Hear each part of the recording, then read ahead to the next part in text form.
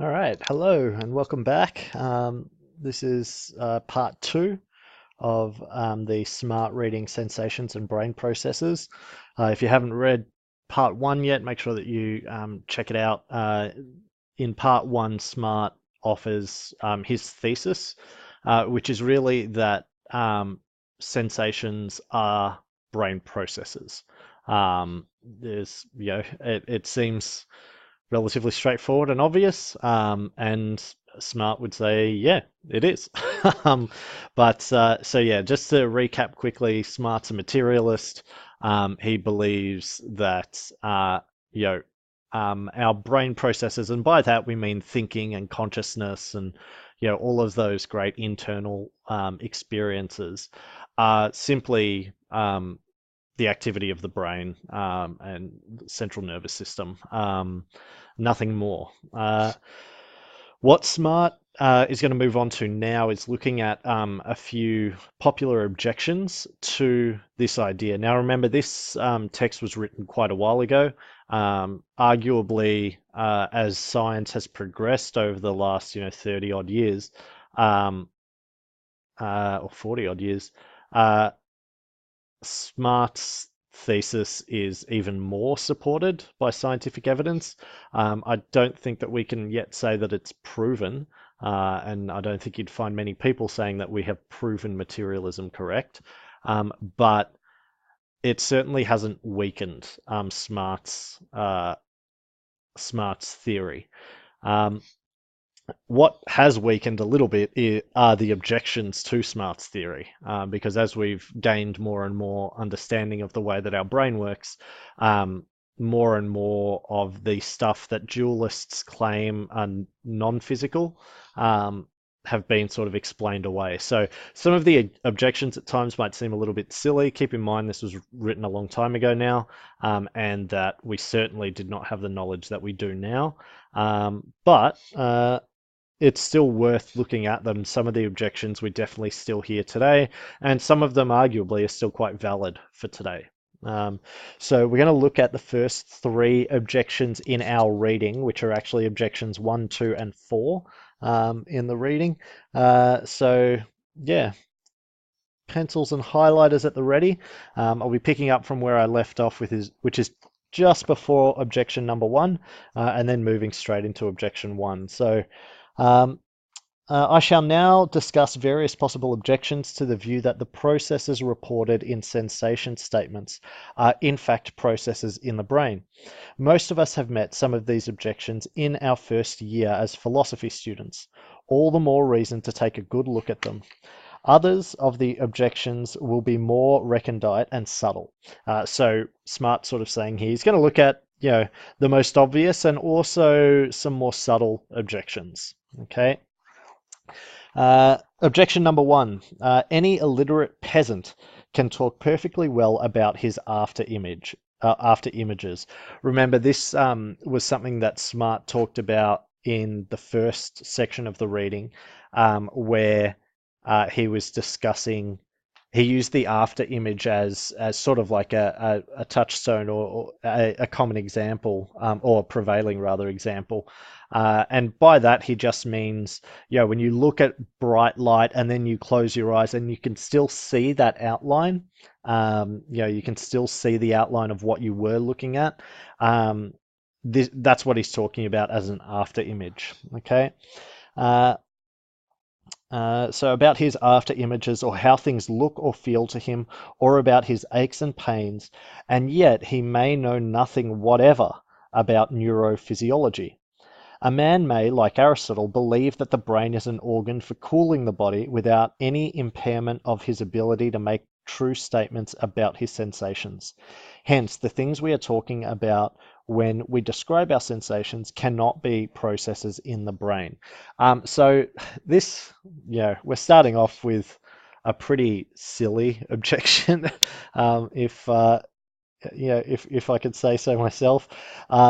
It's the objection that, I can explain to you perfectly well what I'm thinking about or what I'm seeing or hearing. I can explain to you the after image that I might be experiencing, but I don't know anything about the actual physiology of the brain, the neurotransmitters and the electrical currents, and so therefore they must be two different things. The brain can't be the same as sensation. Um, as I've got on the screen there, it's dumb. And that's pretty much how Smart replies. So his reply, you may as well say that a nation of slugabeds who never saw the morning star or knew of its existence, or who had never thought of the expression the morning star, but who used the expression the evening star perfectly well, could not use this expression to refer to the same entity as we refer to and describe as the morning star. So just to be clear, the morning star, it is what it sounds like, a star that we see in the sky. It's often seen later into the morning, hence the morning star. It's also usually one of the first stars that we see in the sky, hence the evening star. These are the same thing. They're the same star. But what he's saying is, well, we can easily imagine people who never get up early in the morning, and so they've never seen the morning star, but they have seen the evening star. And so they talk about the evening star as if it's a different thing to the morning star, when actually it's the same thing, just at different times of the day. Uh, you may object that the morning star is, in a sense, not the very same thing as the evening star, but only something spatio-temporally continuous with it. Anytime you see this, by the way, spatio-temporally, what they're talking about is in space and time. So spatio, in space, the area that it takes up, and temporal is another word for essentially time. Um, but only something spatio-temporally continuous with it, so taking up a similar space and time. Uh, that is, you may say that the morning star is not the evening star, in the strict sense of identity that I distinguished earlier. I can perhaps forestall this objection by considering the slugabeds to be New Zealanders and the early risers to be Englishmen.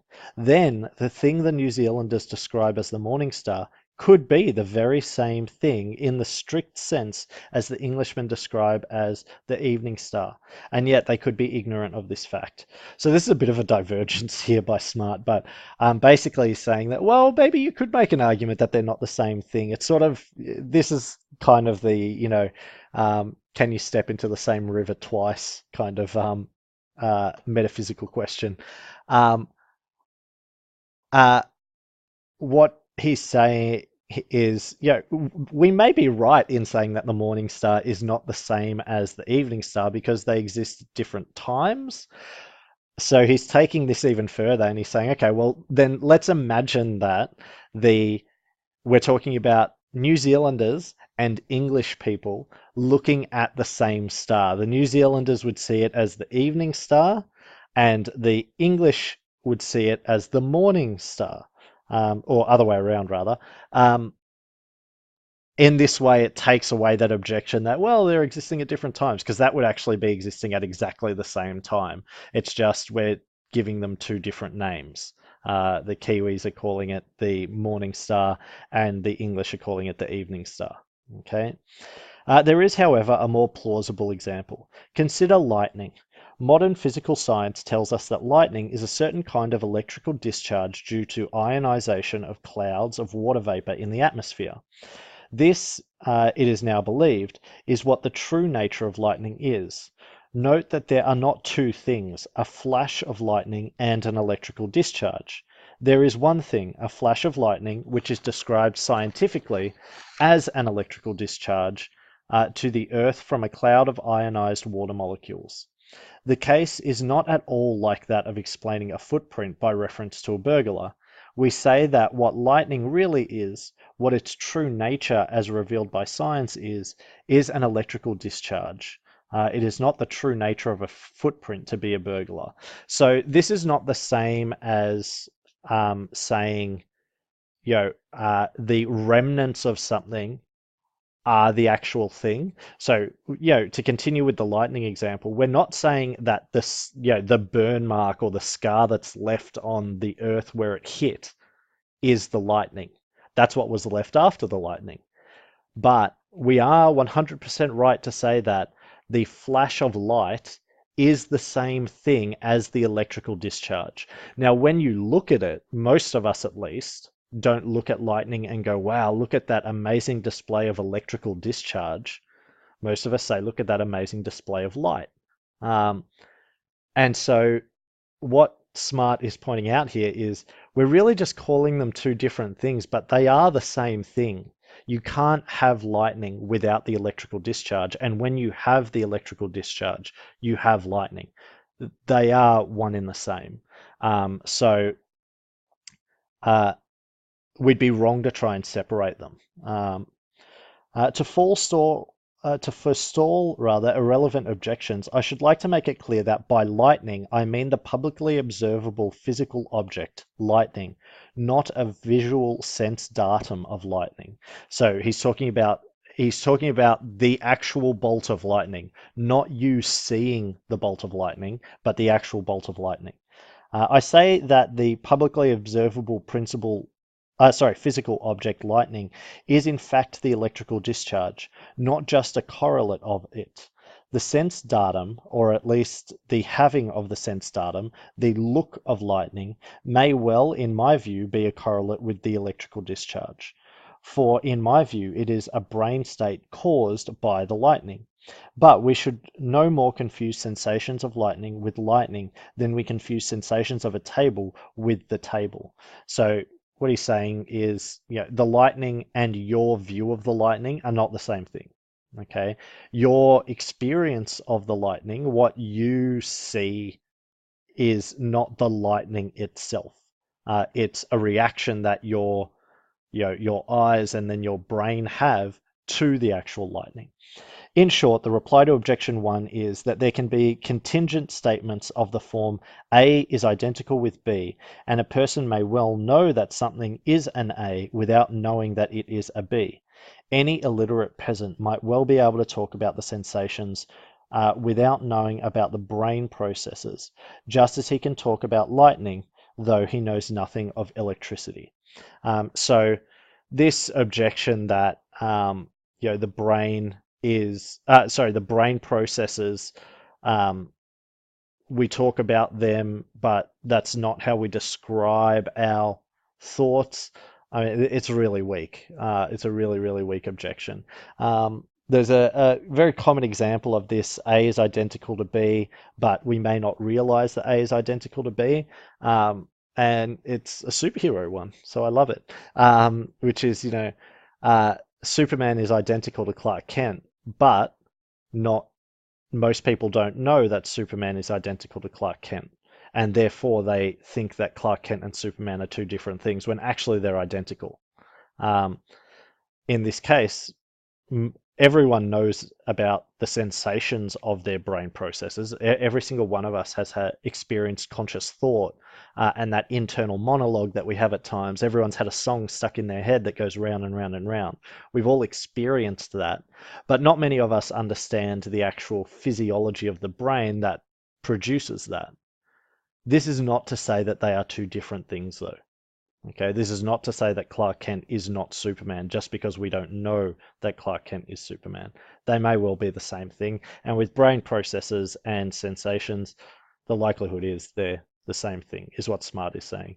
I've got another example there that I just wrote up on the screen about rainbows. We've all seen rainbows, but a lot of people don't realize what actually makes them, which is water passing through which is light passing through water molecules. It doesn't mean that there's two things happening. When we see a rainbow, that is light passed through water molecules. It's not something else. Okay, objection number 1, pretty dumb. Let's move on to objection number 2. Continuing on with the reading. Objection 2. It is only a contingent fact, if it is a fact, that when we have a certain kind of sensation, there is a certain kind of process in our brain.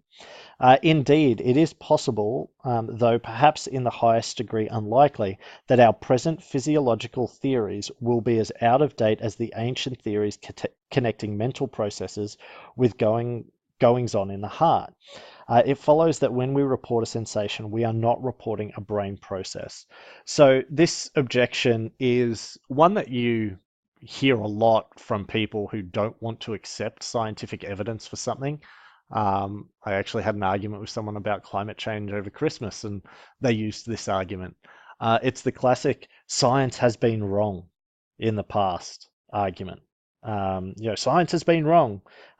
Science used to think that the sun rotated around the Earth, and they were wrong. Yeah, they were. Um, but this does not give us a license to simply discount everything that science has done for us, and everything that science is saying. That someone has been wrong in the past does not mean that they are wrong now. Um, could it mean that they are wrong now? Yeah, it could. Absolutely. It is possible. But you can't say that someone's been wrong in the past, therefore everything they do forever and a day from now on is wrong. Okay, let's have a look at the reply. Um, the objection certainly proves that when we say I have an after image, we cannot mean something of the form I have such and such a brain process. But this does not show that what we report, which is having an after image, is not in fact a brain process. I see lightning does not mean I see an electrical discharge. Indeed, it is logically possible, though highly unlikely, that the electrical discharge account of lightning might one day be given up. Um, Again, I see the evening star does not mean the same as I see the morning star, and yet the evening star and the morning star are one and the same, is a contingent proposition. Possibly, objection 2 derives some of its apparent strength from a Fido theory, which is to do with the meaning of words. So the Fido theory is that a word means what it stands for. I'll explain a little bit more in just a moment, but yeah, this is, Google it if you want some more details, but this Fido theory, it's the idea that uh, what often happens when we're trying to explain things is the words that we use have a meaning attached to them. And if we don't use words perfectly correctly, then the meaning that's already attached to the word sort of pollutes our understanding of what we're trying to explain. So this is kind of what Smart is talking about. If the meaning of an expression were what the expression named, then of course it would follow from the fact that sensation and brain process have different meanings, that they cannot name one and the same thing. So really, Smart's talking about two things here. And that is that, firstly, the science could be wrong idea. Well, yeah, it could be, but I mean, this is unlikely. Yes, science has changed in the past. Yes, there have been scientific revolutions. Read some Popper and Thomas Kuhn to get a full account of these and their views on them.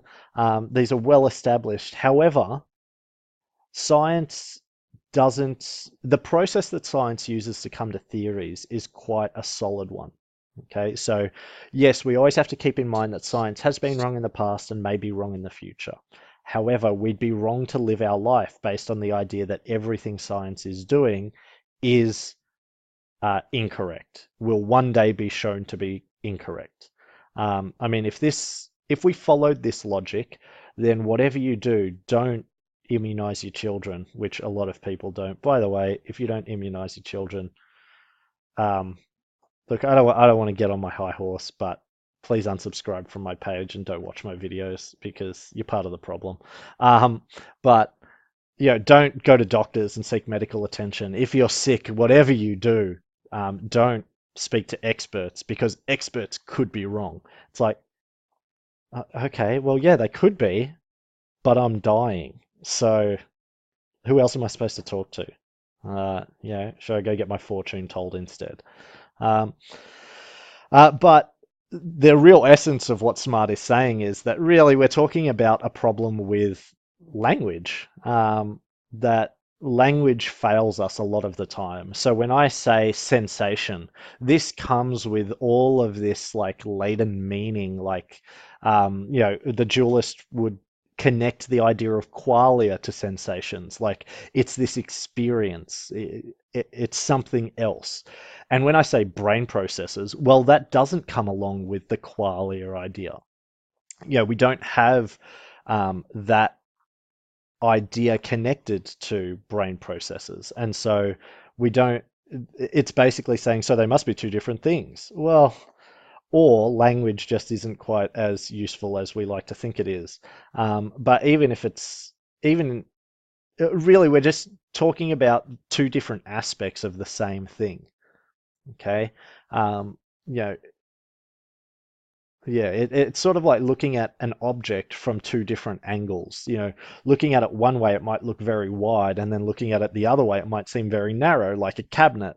Okay, you look at it from the front, it's really wide. You look at it from the side, it's really narrow. That doesn't mean that there's two cabinets though.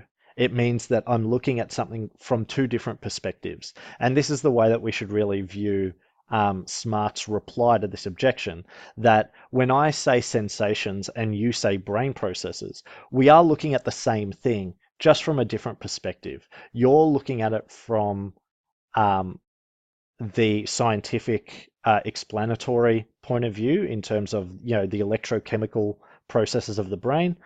I'm looking at it from the personal experience, the sensation. Okay, so yeah, a problem with words, really, not so much a problem of materialism itself. All right, last one for this video, objection 4. There'll be one more with the other objections, one more video, that is. Love this one because we get a little bit of Latin. Always love a bit of Latin. Makes me feel like I'm in Harry Potter. But objection 4, the after image is not a physical space. The brain process is. So the after image is not a brain process. This is a really classic idea of dualism. And it's often referred to as the inner arena. Lots of materialists and dualists have talked about it like this. It's sort of like the idea of qualia. Basically, what it's saying is, if I were to crack open your head, I wouldn't see your thoughts, but I would see the brain processes. So therefore, your thoughts must be different to the brain processes because your brain processes take up physical space, whereas your thoughts don't. And when we think about the mind and the arguments for the mind, sorry, not the arguments for, the way that we describe the mind, it doesn't, we can't describe it in any physical way. It doesn't have a shape or a color. It doesn't have a weight. It doesn't take up any physical space.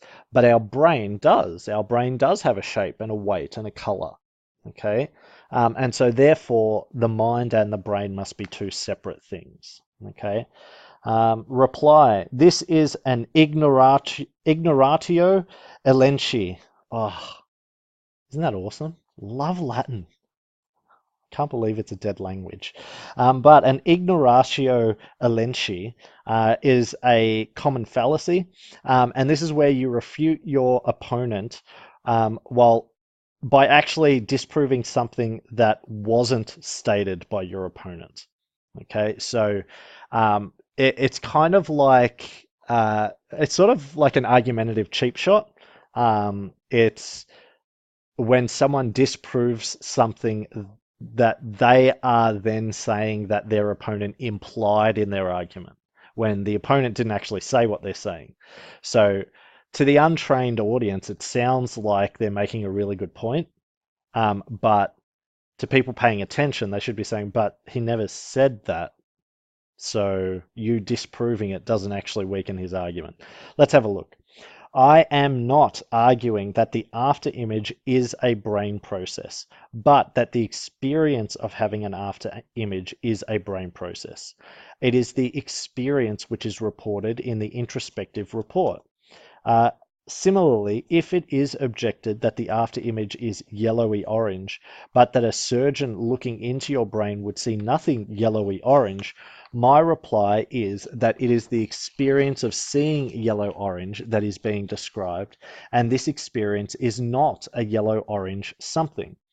So to say that a brain process cannot be yellowy orange is not to say that a brain process cannot in fact be the experience of having a yellowy orange after image.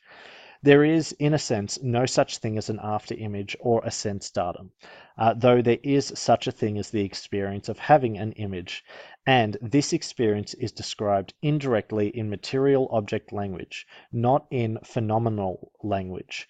There is no such thing. So uh, what he's talking about here is sort of what I was saying before, and he's talked about it. A surgeon wouldn't be able to open up, say, your brain or look into your eye and see the after image that you're seeing. That doesn't mean that it's not uh, or the experience of it is um, a brain process. Okay. So yeah, we describe the experience by saying, in effect, that it is like the experience we have when, for example, we see a yellowy orange patch on the wall. Trees and wallpaper can be green, but not the experience of seeing or imagining a tree or wallpaper. Or if they are described as green or yellow, this can only be a derived sense. Okay, so yeah, look, it seems like a really good objection, this idea that the physical space argument. It's certainly something that lots of dualists have talked about. Descartes talked about it. A lot of modern day dualists still talk about this idea that um, there is there's sort of a something elseness to consciousness. That to simply say that it is the processes of our brain is wrong. The physical processes of our brain, it's too simplistic. A lot of philosophers say that even today. Look, is it too simplistic? Is it not? Smart is certainly saying that, well, it's not too simplistic. It's just that we're confusing the way that we're talking about the brain process. Um, what you're seeing is not the brain process. That's your experience of it.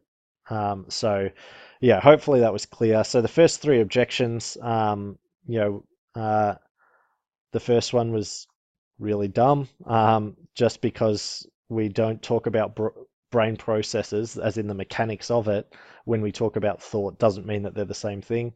The second one, slightly less dumb, but still dumb, that science has been wrong in the past, and that the words basically have different meaning.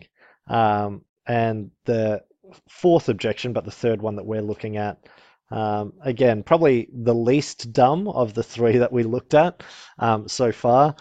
Certainly one that's still talked about today in the debate between materialism and dualism, which is the physical space idea. Sometimes this is talked about with what's called privileged access. So privileged access is one of the real core pieces of evidence for dualists. They talk about privileged access as being evidence that the mind is different from the brain, because your brain does not have privileged access. Anyone with a scalpel and a bone saw can get to your brain, but no one can get to your mind. Okay, so we'll talk more about the objections with the final video for SMART Part 3, but hopefully you've enjoyed this one. Like and subscribe, vaccinate your kids, go and see a doctor if you're feeling sick, and yeah, have a great day. I'll see you next time.